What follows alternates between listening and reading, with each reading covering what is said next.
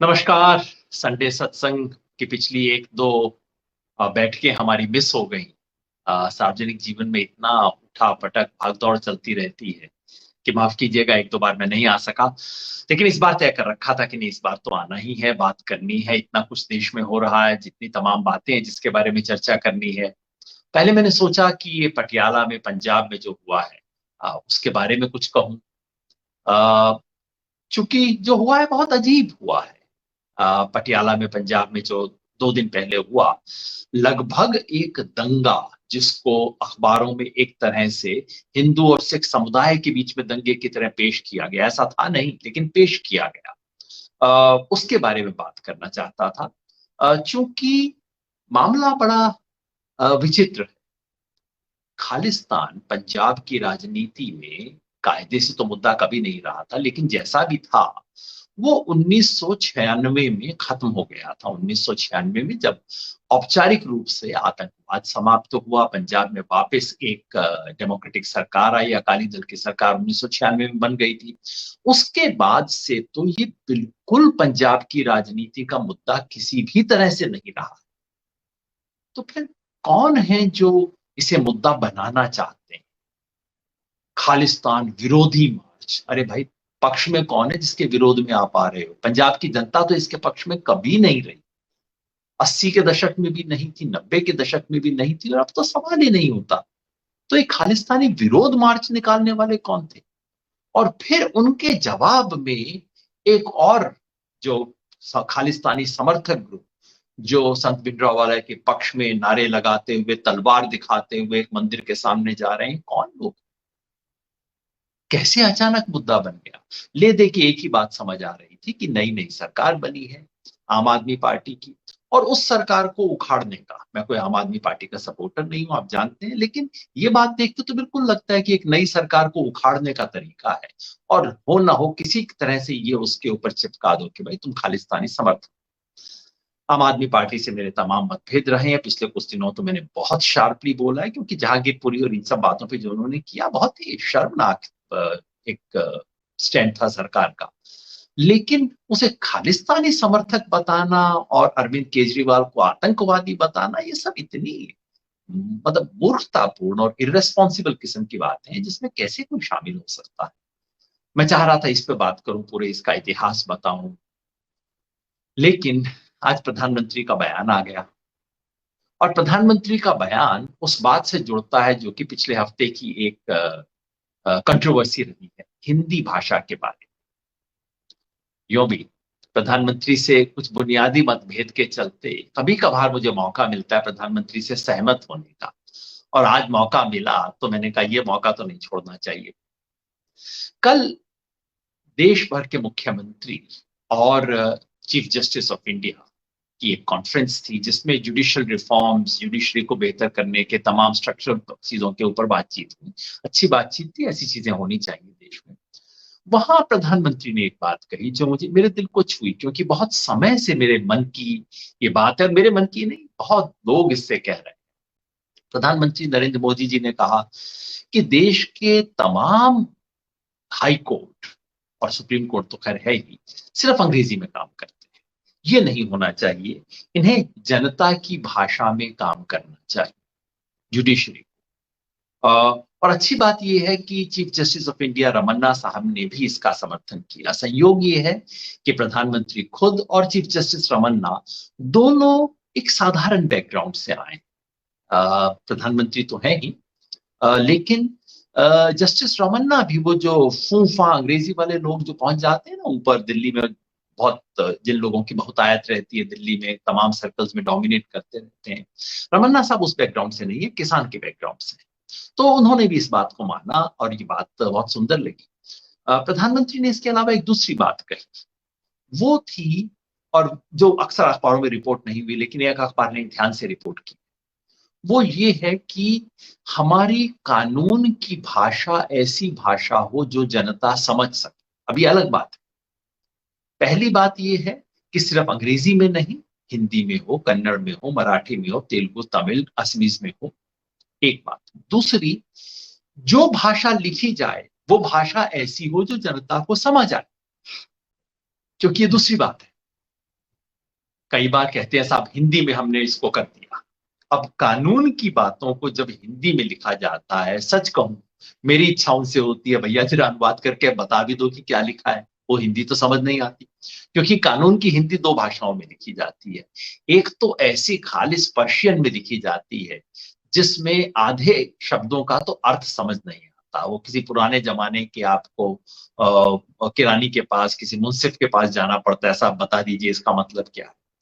या फिर ऐसी संस्कृत में लिखा जाता है जिसका कोई सर पैर नहीं पता लगता, मतलब ना वो संस्कृत है ना वो हिंदी है, और शब्दों का ऐसा गठन होता है कि उसका कोई तुक नहीं बनता। और प्रधानमंत्री ने कहा कि दुनिया के कई देश हैं जहां ये अनिवार्य है कि आप जब कोई कानून लिखेंगे उसको अपनी कानून की भाषा में लिख दीजिए, कोर्ट के लिए लिख दीजिए, लेकिन उसका एक वर्षन हो जो कि साधारण जनता को भी समझ आए। ये बहुत काम की चीज है। और अगर ये हो जाए, दो तीन चीजों के बारे में कई बार मुझे लगता है कि इसके नियम बन जाए कि आप कानूनी आदेश में, सरकारी आदेश में जिस भाषा का प्रयोग करेंगे वो जनता को समझ आनी चाहिए। आप हिंदी लिखें तो वो हिंदी लिखिए जिसको जनता इस्तेमाल करती है, समझ आनी चाहिए। दूसरा, कई बार मुझे लगता है सरकारी फॉर्म बनते हैं ना, पता नहीं किस किस चीज के फॉर्म बनते हैं, और हर फॉर्म ऐसा होता है कि उसके अंदर अगर आप लिख दो, उसमें एड्रेस के लिए जितनी जगह होती है उसमें अगर आप एड्रेस लिखना शुरू करो तो आप एड्रेस लिख ही नहीं सकते। सारे सरकारी फॉर्म ऐसे बनते हैं जिसके अंदर दरअसल आप उसको भर नहीं सकते। अमेरिका के अंदर इसका एक नियम है। नियम यह है कि हर सरकारी फॉर्म के ऊपर लिखा होता है कि इसको चेक किया गया है और इसको भरने में आपको इतने मिनट लगेंगे, और ये फॉर्म आपको इसलिए भरवाया जा रहा है क्योंकि ये बहुत अनिवार्य है। ऐसा एक नियम हमारे यहाँ बन जाए। इतने फॉर्म बनते हैं, इतनी औपचारिकताएं होती है। मुझे याद है मैं यूनिवर्सिटी में टीचर था, तो वहां बच्चों से कहा जाता था कि अपने पिताजी के सिग्नेचर करवा के लाइए, और मैंने कहा ये देखिए एमए के एडमिशन कर रहे हैं, कोई बच्चा 18 साल से कम का हो ही नहीं सकता, तो एडल्ट से हम बच्चे उनके पेरेंट्स के सिग्नेचर क्यों करवा रहे हैं। यूनिवर्सिटी ने अपने लीगल ऑफिसर से पूछा, लीगल ऑफिसर ने कहा वैसे जरूरत तो नहीं है लेकिन करवा लेने में हर्ज क्या है। इसके लिए बच्चे वापस भागते थे अपने गांव, बठिंडा जा रहा है, कोई पटियाला जा रहा है। इन सब में एक सरलता लाने का ये जो प्रयास है, प्रधानमंत्री ने कहा है कि वो कोशिश करेंगे।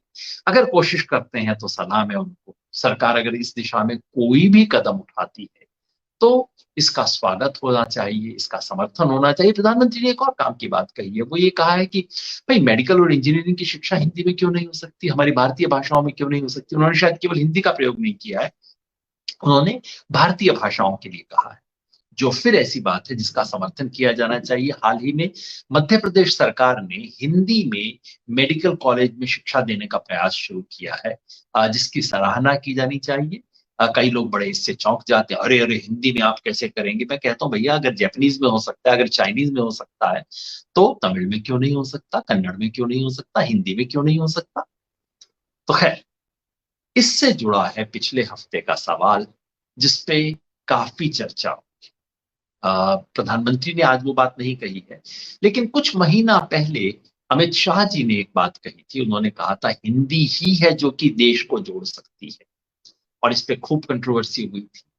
पिछले हफ्ते कंट्रोवर्सी हुई। कन्नड़ अभिनेता, एक कन्नड़ अभिनेता है सुदीप, और हिंदी के एक्टर हैं अजय देवगन। माफ कीजिएगा मैं फिल्मों से थोड़ा बाहर रहता हूं तो सबको जानता नहीं हूँ।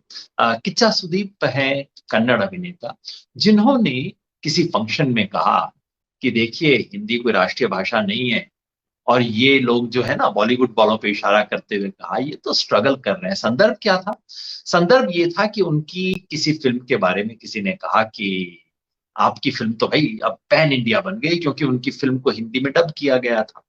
तो उस पे ऐतराज करते हुए उन्होंने कहा कि भाई क्या हिंदी होने से मैं पैन इंडिया हो जाता हूँ, हिंदी नहीं है तो मैं पैन इंडिया नहीं हूं क्या।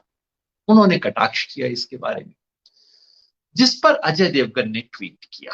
Ajay Devgn well known actor हैं, आप सबके अपने प्रेफरेंसेस होंगे, मैं इसके बारे में कोई चीजों के बारे में जानता नहीं तो मैं खामखा अपना ओपिनियन क्यों रखूं।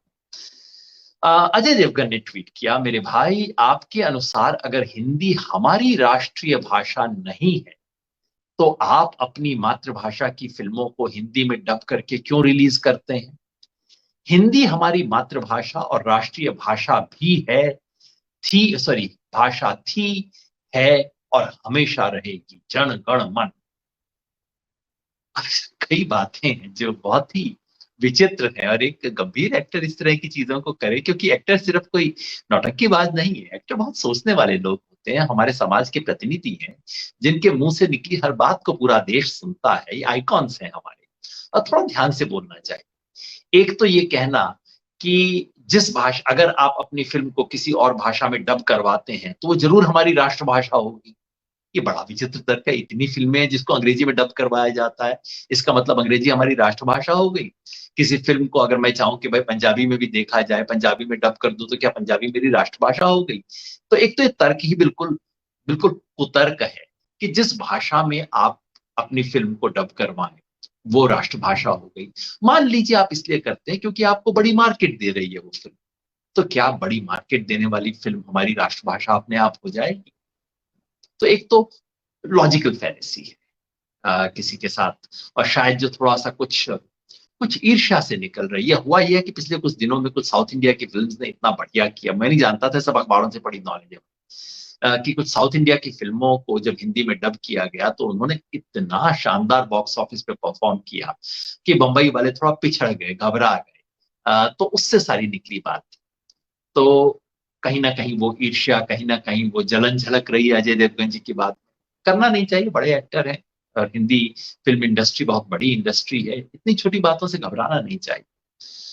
दूसरा जो कहते हैं हिंदी हमारी मातृभाषा है और राष्ट्रभाषा थी, है और रहेगी। अरे भाई, बड़ी जबरदस्ती है। पहला तो ये कहना हमारी मातृभाषा है, आपकी होगी, मेरी भी है अजय जी। ये जो आकाशवाणी दूरदर्शन वाली हिंदी मैं इस वक्त बोल रहा हूँ, संयोग से मेरी बिल्कुल मातृभाषा है, क्योंकि मेरी माँ मुझसे इसी भाषा में ही बात करती थी। लेकिन इस आधार पे ये कह देना कि हम सबकी मातृभाषा है, ये बहुत वाहियात बात है, माफ कीजिएगा। मतलब किसी के लिए यदि संयोग से अजय जी मैं हिंदी भाषा भाषी ना होता, मान लीजिए मेरी मातृभाषा हिंदी ना होती, जो इस देश की मेजॉरिटी की नहीं है, शायद वो इतना भी नहीं जानते, कैसा मुझे महसूस होगा कि ये आदमी आके मुझे बता रहा है कि मेरी मातृभाषा क्या है। कम से कम ऐसा तो नहीं करना चाहिए। लेकिन असली सवाल है राष्ट्रभाषा। अजय देवगन जी ने वो कहा जो कि बहुत लोग कई बार अनजाने में, कई बार शरारत से, कई बार दंभ और अहंकार से कहते हैं, हिंदी राष्ट्रभाषा है। ये बात बिल्कुल झूठ है। चौंकिएगा नहीं, मैं सोच समझ के बोल रहा हूं। हिंदी या किसी भी भाषा को राष्ट्रीय भाषा घोषित नहीं किया गया है। हमारा राष्ट्रीय ध्वज है, हमारा राष्ट्रीय गान है, हमारा राष्ट्रीय गीत है, राष्ट्रीय पक्षी भी है, पशु भी है, लेकिन राष्ट्रीय भाषा नहीं है। संविधान इसका कोई जिक्र नहीं करता, और ये कोई संयोग नहीं है। संविधान सभा ने काफी बहस करने के बाद तय किया था कि इस देश की कोई एक राष्ट्रीय भाषा नहीं होगी। नेशनल लैंग्वेज नामक शब्द का इस्तेमाल हमारे संविधान में नहीं किया गया है। संविधान केवल ऑफिशियल लैंग्वेज शब्द का इस्तेमाल करता है, राजभाषा का। एक संविधान में हमारे देश की तमाम भाषाओं के लिए दो तीन कैटेगराइजेशन हमारे सरकारी तंत्र में। एक है शेड्यूल्ड लैंग्वेजेस। शेड्यूल्ड लैंग्वेजेस वो 22 भाषाएं हैं, शुरू में कम थी, शुरू में शायद 14 थी, अब 22 हो गई हैं। शेड्यूल्ड लैंग्वेजेस वो भाषाएं हैं जिनको संविधान में रिकॉग्नाइज किया गया है, और उन तमाम भाषाओं में सरकारी चिट्ठी पत्री कम्युनिकेशन करने की सुविधा है। ये 22 भाषाएं हैं, हिंदी उनमें से एक है, मैथिली भी उनमें से एक है, और बाकी सब भाषाएं जिनको हम जानते हैं वो सब भाषाएं उनमें से एक है। तो 22 भाषाएं, हिंदी को कोई विशेष स्टेटस नहीं है। हाँ, राजभाषा, राजभाषा सरकारी काम करने के लिए हिंदी को प्रमोट किया जाए, अंग्रेजी और हिंदी को राजभाषा घोषित किया था। एक जमाना था जबकि अंग्रेजी जाने वाली थी, लेकिन अंग्रेजी कभी गई नहीं। और क्यों नहीं गई? इसी कामों की वजह से हिंदी वालों के इस दम्भ, इस खोखले दम्भ और अंग्रेजी वालों के वर्चस्व के कारण कभी ऐसा नहीं होने पाया। और हर साल ये लगभग एक एनुअल रिचुअल है, हर साल देश में कुछ ना कुछ ऐसा होता है जिसे हिंदी बनाम अन्य भारतीय भाषाओं के झगड़े के रूप में पेश किया जाता है। और अंग्रेजी उसमें कहीं नहीं आती उस झगड़े, पीछे से बैठी हुई अंग्रेजी मंद मंद मुस्काती है, काम बन गया। चल, ये जब तक लड़ते रहेंगे तब तक इस देश में अंग्रेजी का वर्चस्व चलता रहे। तो अजय देवगन जी से अनुरोध है, वैसे इसके बाद काफी कुछ हुआ, अजय देवगन जी से अनुरोध है, भाई आप एक्टर हैं, एक्टर जैसा मैंने कहा कल्चरल आइकॉन होते हैं, इस देश के प्रतिष्ठित लोग हैं, प्रतिष्ठित लोगों की जिम्मेवारी है थोड़ा सोच के बोलो। और ये आप सबसे भी मेरी रिक्वेस्ट है, हम सब लोग जो आमतौर पर बातचीत में इस्तेमाल कर देते हैं ना कि साहब हिंदी राष्ट्रीय भाषा है हमारी तो इत्यादि, ऐसा कृपया न बोलिए, फैक्चुअली गलत है और बहुत लोगों की भावनाओं को ठेस पहुंचाता है। और जिसको सबसे ज्यादा नुकसान पहुंचाता है ये खुद हिंदी भाषा है, जिसको सबसे ज्यादा नुकसान पहुंचता है। उस पर 2 मिनट में आता हूं। इस पे काफी रिएक्शंस हुए। कर्नाटका के मुख्यमंत्री बम्बई साहब जो कि बीजेपी के हैं, उन्होंने भी अपने एक्टर का समर्थन किया, सुदीप का, किच्चा सुदीप जो वहां के एक्टर हैं उनका समर्थन किया उन्होंने भी। विपक्ष के जो नेता हैं सिद्धरमैया जो कांग्रेस के, उन्होंने भी समर्थन किया। कुछ दिन पहले इसी तरह से हिंदी पे कंट्रोवर्सी हुई थी, तो बीजेपी के जो तमिलनाडु के अध्यक्ष थे उन्होंने इस बात का समर्थन किया कि भाई तमिल महत्वपूर्ण है, हिंदी का ऐसा लादा नहीं जा सकता। हर बार देश में इस तरह का झगड़ा होता है, हिंदी बनाम भारतीय अन्य भारतीय भाषा। ये झगड़ा क्यों होता है? इस झगड़े की शुरुआत करने वाले हमेशा कोई ना कोई हिंदी के आग्रही प्रेमी लोग होते हैं। हिंदी ऐसे आनी चाहिए, हिंदी का झंडा उठाते हैं, कोई ना कोई दक्षिण भारत से ऐतराज करता है, एक घमासान होता है जिसके अंग्रेजी के अखबार उसको फ्रंट पेज पे छापते हैं, काम बन जाता है। तो एक तरफ वो लोग हैं जो कि कहते हैं कि हिंदी इस देश की राष्ट्रभाषा है, होनी चाहिए, सबको हिंदी सीखनी चाहिए, जो बिल्कुल फिजूल बात है, गलत है, देश का नुकसान होगा। क्योंकि ये जो अवधारणा है, दिक्कत ये नहीं है कि हिंदी नहीं होनी चाहिए, उसकी जगह अंग्रेजी होनी चाहिए या उसकी जगह तेलुगु होनी चाहिए। दिक्कत ये है कि इस देश में एक भाषा हो, इसकी कोई अनिवार्यता नहीं। ये किसने बताया है वन नेशन वन लैंग्वेज? भैया यूरोप का फॉर्मूला था, उन लोगों के विचारों की दिक्कत थी। हमारे देश की सबसे बड़ी ट्रेजेडी अगर कोई है, त्रासदी हमारी है, एक त्रासदी तो ये है कि हमारे पे औपनिवेशिक राज हुआ। दूसरी त्रासदी ये है कि जिन लोगों ने बेचारों ने हम पे राज किया वो बेचारे भाषाई दृष्टि से काफी समुचित लोग थे, कल्चरली लिंग्विस्टिकली चैलेंज लोग थे। सिर्फ एक भाषा आती थी, ये सिर्फ अंग्रेजों की दिक्कत रही है, फ्रेंच लोगों की दिक्कत नहीं है, जर्मन लोगों की नहीं हुआ करती थी। ये सब कई भाषाएं जानते थे। अंग्रेजों की बेचारों की एक दिक्कत थी कि वो केवल एक भाषा जानते थे, और वो ये एक सिद्धांत लेके आए कि एक देश एक भाषा, जो एक बेचारे छोटे से द्वीप की समस्या थी, उन्होंने पूरी दुनिया का सिद्धांत बना दिया। ऐसे सिद्धांत में मानने की कोई जरूरत नहीं। भारत को एक देश एक राष्ट्रीय भाषा की कोई आवश्यकता नहीं है। हमारे राष्ट्रीय आंदोलन से ज्यादा राष्ट्रीय कोई हो नहीं सकता। और उस राष्ट्रीय आंदोलन ने बड़े तसल्ली से बात करके सोच के तय किया था कि हमें किसी एक राष्ट्रीय भाषा की जरूरत नहीं है, इस देश में तमाम भाषा। हिंदी वाले कहते हैं चलिए राष्ट्रीय भाषा नहीं, हम देश की सबसे बड़ी भाषा है। वो 2011 का सेंसस कहता है कि देश के लगभग 44% लोग हिंदी भाषी हैं। पहली बात तो ये कि भाई 44% जो है वो मेजोरिटी से कम है। याद रखिए कि इस देश के 56% लोग हिंदी भाषी नहीं है, तो अगर मेजोरिटी का रूल है तो हिंदी का तो नहीं होना चाहिए। दूसरी बात ये कि अगर आप मान लीजिए 65% भी हो, मान लीजिए 80% भी हो, तो क्या आपको हक मिल जाता है बाकी 20% को दबाने का, अपनी भाषा उन पर लादने का? ये बात सोवियत संघ में हुई थी, रूसी भाषा सब प्रदेशों पे लाद दी गई थी।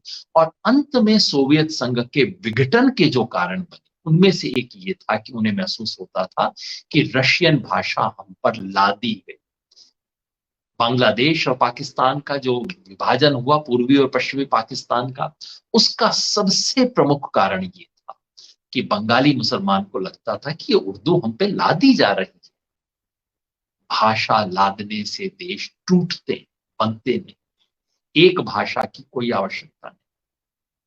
एक और बात चलते चलते हम नोट कर लें, वो ये कि जो कहा जाता है कि 43% भारतीय, 43.6% भारतीय हिंदी बोलते हैं, ये बात दरअसल पूरी तरह से सच नहीं। अगर आप सेंसस में देखें तो सेंसस में क्या होता है, किसी के घर जाता है कोई सेंसस का व्यक्ति, आमतौर पर स्कूल का टीचर, और उन लोगों से पूछता है जी आपकी भाषा क्या है। जो वो भाषा बताते हैं वो रिकॉर्ड कर ली जाती है। तकनीकी नियम ये है कि अगर आप यहाँ दिल्ली में बैठ के कहते हैं कि मेरी भाषा ग्रीक है, आप ये कह दीजिए कि मेरी भाषा गणित है, तो सेंसस वाले को लिखना पड़ेगा कि आपकी भाषा गणित है, कि हम तो केवल 1 2 5 7 में बात करते हैं, इसके अलावा कोई बात नहीं करते हैं, उसको लिखना पड़ेगा। व्यवहार में क्या होता है, सेंसस ऑफिसर वहीं का एक स्कूल का टीचर होता है, जो जाके कहता है हाँ जी आप हिंदी बोलते हो ना, हाँ जी हाँ जी हिंदी बोलते हैं, ठीक है जी लिख लिया जाए। मगर इस सब के बावजूद कभी हरियाणा के गांव में जाता है, हरियाणा के शहर में जाता है, घर में लोग बोल रहे हैं, बागड़ी बोल रहे हैं लोग, हरियाणवी, जैसे हरियाणवी बोला जाता है, हरियाणवी में भी कई कई भाषाएं हैं, तो कोई बागड़ी बोल रहा है, सेंसस के मास्टर जी आते हैं, आप तो हिंदी बोलते हैं ना जी, हाँ जी हिंदी बोलते हैं, लिखा गया। इसके बावजूद भी यदि आप सेंसस में देखें तो केवल 26% लोग दर्ज करवाते हैं कि हम हिंदी बोलते हैं। बाकी लोग क्या दर्ज करवाते हैं, सेंसस में आप देखेंगे तो पाएंगे कि 5 करोड़ से अधिक लोग कहते हैं कि उनकी भाषा भोजपुरी है। लेकिन उस भोजपुरी को कहा जाता है कि ये हिंदी की एक सब क्लासिफिकेशन है, इसको हिंदी में दर्ज कर लिया जाता है। पहले मैथिली के साथ भी ये होता था, जो मैथिली बोलते थे उनको कहा हाँ हाँ, आप मैथिली बोलते हैं ठीक है, आप हिंदी बोलते हैं, तो मैथिली रिकॉर्ड किया जाता था। लेकिन जब उसे फिगर्स रिलीज किए जाते थे तो मैथिली को हिंदी की उपभाषा के रूप में रिकॉर्ड किया जाता। तो ये तो 43.6% का फिगर है। ये ऐसे पहुंचा है कि तमाम भाषाओं को, अब इसमें भोजपुरी है, मगही है, मैथिली अब नहीं है, क्योंकि पिछले कुछ साल से जब से मैथिली को शेड्यूल्ड लैंग्वेजेस का दर्जा मिला है, तब से मैथिली को एक अलग से काउंट किया जाता है, लेकिन भोजपुरी को नहीं, मगही को नहीं, अवधी को नहीं, ये अपने ब्रज को नहीं, जहां से हिंदी का उद्गम होता है, बुंदेलखंडी नहीं, छत्तीसगढ़ी नहीं, छत्तीसगढ़ में तमाम भाषाएं बोली जाती हैं, राजस्थान में मारवाड़ी बोली जाती है, राजस्थान में बागड़ी है, अलग अलग इलाकों की ये जो ढूंढाड़ का जो इलाका है वहाँ अलग भाषा बोली जाती है, कोटा बूंदी का जो इलाका है वहाँ हाड़ौती बोली जाती है। फिर आप आ जाइए मध्य प्रदेश में, वहाँ भीली भीली है, वहाँ मालवा की भाषा अलग है, निमाड़ की भाषा अलग है। इतनी इतनी भाषाएं जिनको सबको हिंदी कह दिया जाता है। अब आप कहेंगे देखिए बोलियां हैं, ज्यादा इसमें अंतर मत कीजिए। अरे हुजूर सच्चाई ये है कि अगर वहां कहीं बिहार के इलाके से जब कुछ लोग मेरे गांव में आए, तो सच ये बात ये है, हमारे गांव में एक छोटा सा कैंप था, तो बिहार के हमारे साथी आए।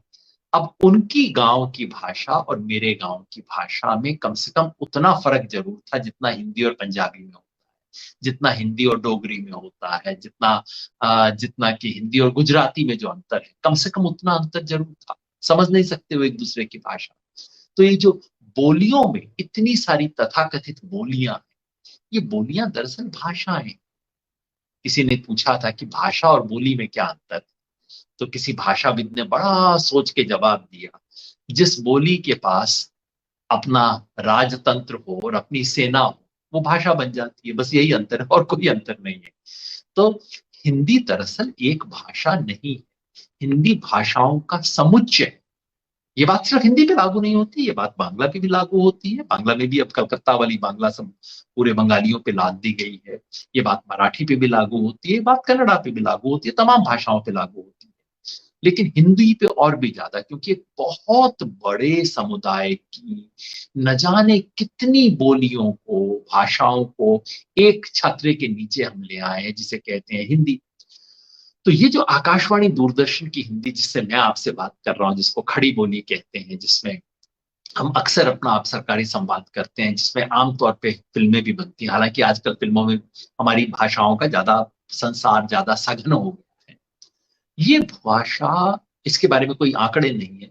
मेरा अनुमान है कि ये देश में 10% से ज्यादा ये लोग भाषा नहीं बोलते, क्योंकि दरअसल ये भाषा सिर्फ शहरों में बोली जाती है और ब्रज के नजदीक के कुछ इलाकों में खड़ी बोली बोली जाती है। इसके अलावा ये भाषा अभी भी इस देश की भाषा है नहीं, ये कृत्रिम भाषा है। ये भाषा संवाद के लिए इस्तेमाल हो रही है। ये भाषा, इस भाषा के जरिए तमाम हिंदी इलाके के लोग एक दूसरे से बात करते हैं।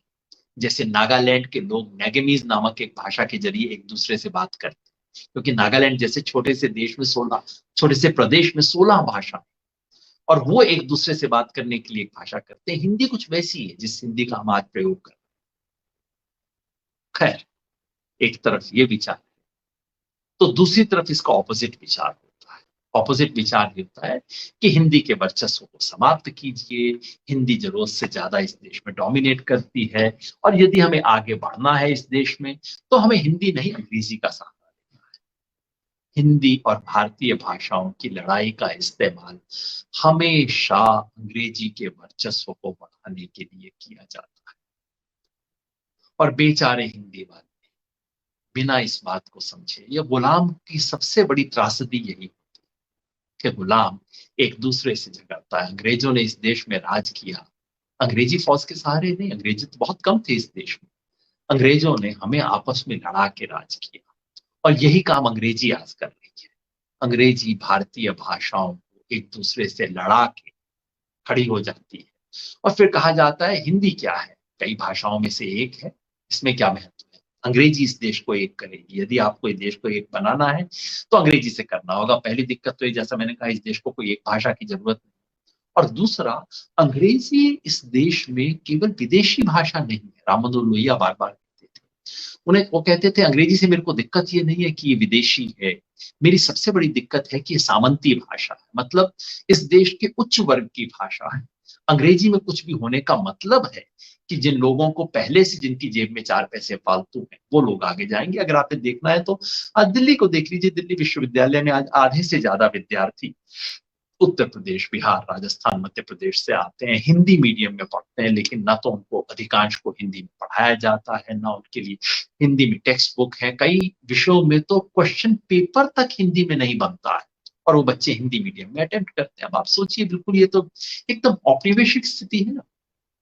सो एक तरफ हिंदी को राष्ट्रभाषा बताने वाले लोग, दूसरी तरफ कहते हैं साहब अंग्रेजी के बिना काम नहीं चलेगा, अंग्रेजी इस देश में आगे बढ़े। हिंदी क्या है, हिंदी तो तमाम भाषाओं में से एक है। इन दोनों के बीच एक संतुलित दूरगामी दृष्टि बनाने की जरूरत है। क्या हिंदी का इस देश में कोई महत्व नहीं है? क्या हिंदी बाकी सब भाषाओं जैसी ही एक भाषा है? नहीं, मैं मानता हूं हिंदी का एक विशेष महत्व, हिंदी की एक विशेष भूमिका है, हो सकती है, लेकिन वो इस कारण से कि हिंदी अभी भी बहुत बड़े इलाके में समझी जा सकने वाली भाषा है। हिंदी हम काफी लोगों को एक दूसरे से जोड़ने की भाषा बन सकती है। हिंदी इलाकों के बाहर जाइए, जब मैं पश्चिमी उड़ीसा में जाता हूं, संबलपुर, बरगढ़, वहां मैं पाता हूं कि हिंदी के जरिए काफी कुछ संवाद हो सकता है। महाराष्ट्र और गुजरात के अधिकांश इलाकों में जब मैं रहता हूं तो फिर महसूस होता है कि हिंदी हमें बाकी लोगों से जोड़ सकती है। कर्नाटका के भी, जब उत्तर कर्नाटका के इलाकों में, धारवाड़, हुगली, इन सब इलाकों में जाते हैं, हिंदी का एक महत्व दिखाई देता है। तेलंगाना में, हैदराबाद और उसके इलाके में जाते हैं, हिंदी हिंदुस्तानी आपको मदद करती है। अ, केरला में यदि आप एक संस्कृत निष्ठ हिंदी बोल सकते हैं तो आपको समझने वालों की संख्या थोड़ा सा बढ़ जाती है। पंजाबी के इलाकों में तो जाहिर है, पंजाबी, डोगरी, जम्मू के सब इलाकों के अंदर, और बंगाल के भी, जब आप मेदिनीपुर और इधर से बिहार से सटे हुए इलाकों में जाते हैं, बंगाल के कुछ इलाके तो हैं जहां हिंदी बोलना आज भी सामान्य प्रचलन है, इस्लामपुर वगैरह का जो इलाका है। यही बात असम पे लागू होती है, ये आप अरुणाचल प्रदेश में इस्तेमाल कर सकते हैं। हिंदी का एक विशेष महत्व है, बन सकता है। हिंदी राष्ट्रभाषा तो नहीं है, लेकिन इस देश के लोगों के मन की भाषा बन सकती मगर उसकी कुछ शर्त है। बन सकती है नहीं, बन सकती है, एकमात्र नहीं। और जैसा मैंने कहा, कोई एकमात्र देश की भाषा हो उसकी कोई जरूरत नहीं है। लेकिन हिंदी कमेंट्री ने आपको बताया है, हिंदी सिनेमा ने हमें सिखाया है कि हिंदी बहुत दूर जा सकती है। देश को जोड़ने में जो तमाम फैक्टर रोल प्ले कर सकते हैं, उनमें हिंदी का भी एक विशेष महत्व है। और याद रखिए, हिंदी की इस आधार पर वकालत करने वाले लोग गैर हिंदी भाषी रहे। प्रधानमंत्री खुद गैर हिंदी भाषी हैं। महात्मा गांधी इसकी वकालत करते थे, डॉक्टर अंबेडकर ने भी ये बात कही, भगत सिंह भी ऐसा मानते थे। अलग अलग भाषाओं के लोगों ने इस आधार पे हिंदी के विशेष रोल की वकालत की। तो हिंदी देश को जोड़ने वाली भाषा बन सकती है, बशर्ते 5 शर्त है साहब ऐसा करने की। और खासतौर पे हिंदी भाषा भाषियों से मेरा अनुरोध है, हाथ जोड़ के निवेदन है, अगर आप हिंदी के बारे में गंभीर हैं, अगर आपको इस देश से लगाव है, तो मेरी ये 5 बातें ध्यान से सुनिए और इन 5 बातों पे अमल करना शुरू कीजिए। पहली बात, हिंदी को राष्ट्रभाषा कहना बंद कर दीजिए। हिंदी को दूसरों पे लादना बंद कर दीजिए। हिंदी की तरफ से अहंकार दिखाना बंद कर दीजिए। मैं दूसरों से बड़ा हूं, मैं ही तुम्हें देख करूंगा, मेरी भाषा सीखोगे तो तुम कुछ बनोगे, जैसा अजय देवगन कहते हैं, ये हमारी मातृभाषा है। अरे आप एक बंगाली और तमिल को बोल रहे हो, एक कन्नडिगा को बोल रहे हो, ये हमारी मातृभाषा है। कैसा महसूस होगा? इस किस्म का अहंकार त्याग दीजिए, पहली शर्त। दूसरी, याद रखिए कि अहंकार त्यागने के पीछे कोई आप बहुत बड़ा एहसान नहीं कर रहे हैं। ये अहंकार त्यागने का बहुत अच्छा कारण है। कारण क्या है? हिंदी बहुत बच्ची है इस देश की बाकी भाषाओं के सामने। आयु के लिहाज से और सांस्कृतिक समृद्धि के हिसाब से हिंदी बहुत छोटी भाषा है। संख्या में बड़ी है, कई बार घर का सबसे छोटा भाई बहुत अमीर बन जाता है, संख्या में बहुत बड़ी है। लेकिन याद रखिए, तमिल के सामने, कन्नड़ा के सामने, मलयालम के सामने, देश की ज्यादातर भाषाओं के सामने हिंदी बहुत छोटी है। जिसे हिंदी की उपभाषा कहा जाता था, मैथिली, वो मैथिली भाषा दरअसल आज की आधुनिक हिंदी से ज्यादा पुरानी है। तो हिंदी भारतीय भाषाओं के परिवार की छोटी बहन,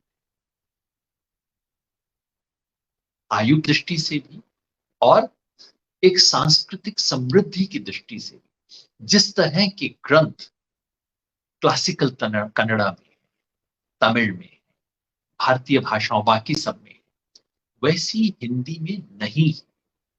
तो हिंदी को सर झुकाना चाहिए, सिर्फ इसलिए नहीं कि देश की एकता के लिए हम कोई एहसान कर रहे हैं, उदार कर रहे हैं, बल्कि इसलिए कि दरअसल दूसरी भाषाएं हमसे ज्यादा समृद्ध हैं। उनको साथ लिए बिना हम चल नहीं सकते।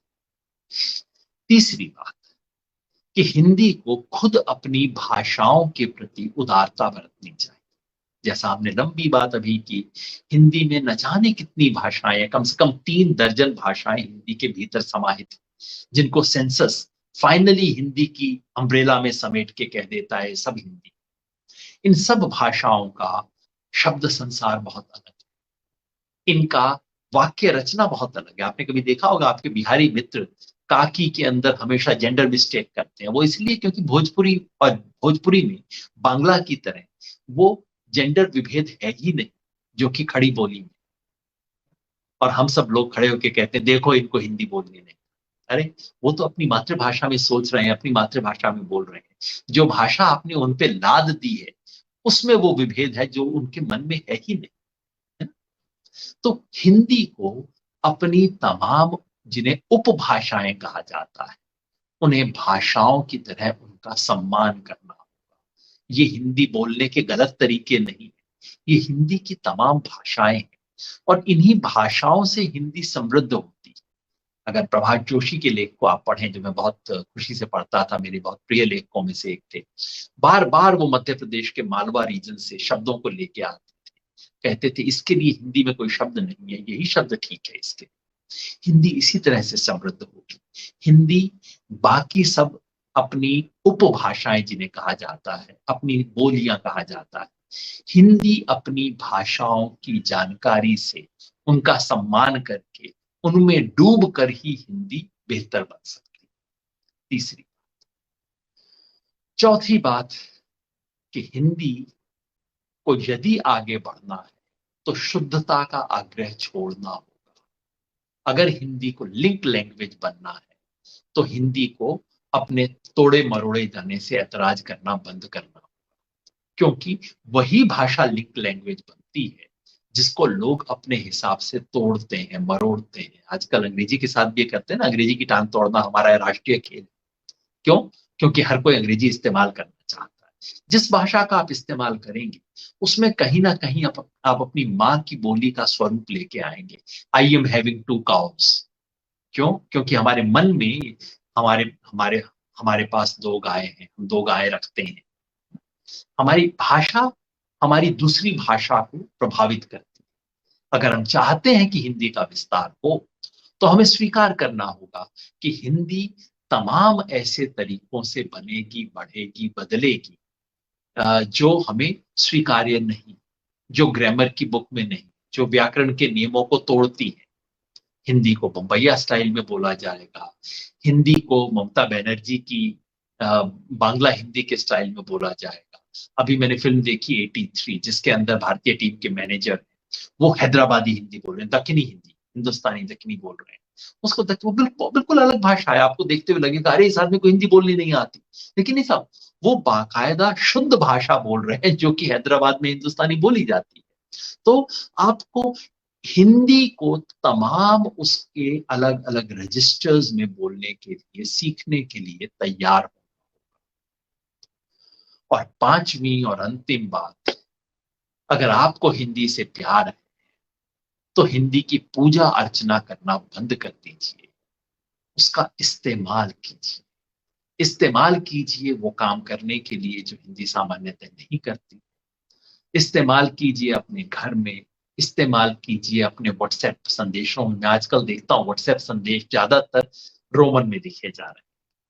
जो लोग अंग्रेजी ठीक से नहीं जानते व्हाट्सएप ग्रुप के अंदर अंग्रेजी में लिखते हैं। आजकल देवनागरी में लिखना इतना आसान है, हिंदी में लिखना इतना आसान है, तो लिखेंगे हिंदी, लिखेंगे रोमन में, वो भी गलत लिखेंगे और फिर झगड़ेंगे कि मेरा राष्ट्र महान, हिंदी हमारी राष्ट्रभाषा।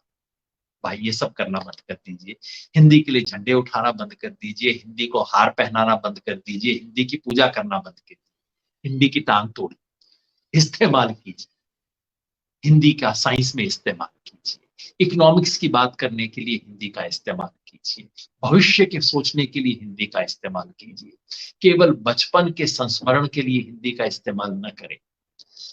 आज की दुनिया और भविष्य के लिए हिंदी का इस्तेमाल कीजिए। हिंदी में नई किताबें लिखिए, हिंदी में बच्चों की कहानियां लिखिए, बच्चों को हिंदी की कहानियां सुनाइए, हिंदी की कहानियों की किताबें ढूंढिए बच्चों के लिए। बहुत प्रिय सब्जेक्ट है मेरा, जिसको बात कभी करेंगे।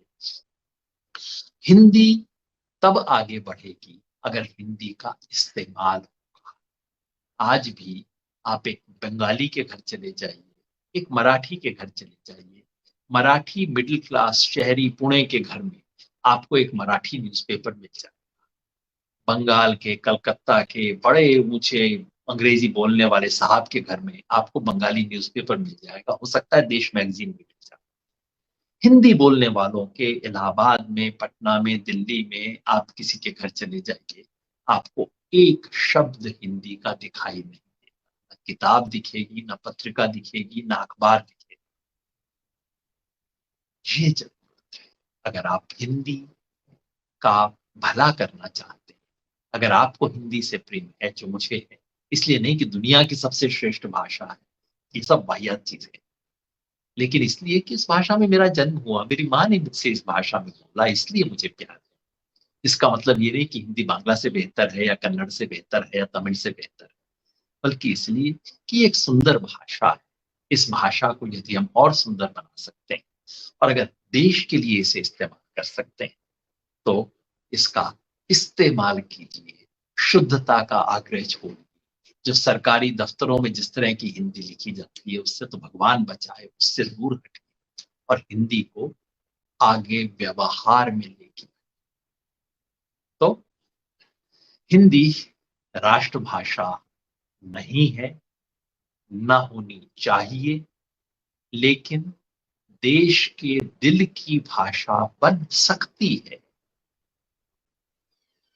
कई बार मैं देखता हूं दक्षिण भारत के हमारे साथी अपनी कुछ दिल की बात कहने के लिए कभी कभी हिंदी फिल्म का एक गाना बोलते हैं। वो होती है जब आपके दिल की भाषा बन सकती है, लेकिन वो तभी जब आप इन 5 सूत्रों का ध्यान रखें। उम्मीद है भाषा के सवाल पे हम लोग ध्यान से सोचेंगे, संजीदा तरीके से सोचेंगे, क्योंकि इस देश के सबसे बड़े राजनैतिक सवालों में से एक भाषा का सवाल, ऊंच नीच के सवाल में भाषा का सवाल है, विषमता के सवाल में भाषा का सवाल, एकता और विविधता के सवाल में भाषा का सवाल। आपने इस बात को सुना, बहुत बहुत धन्यवाद।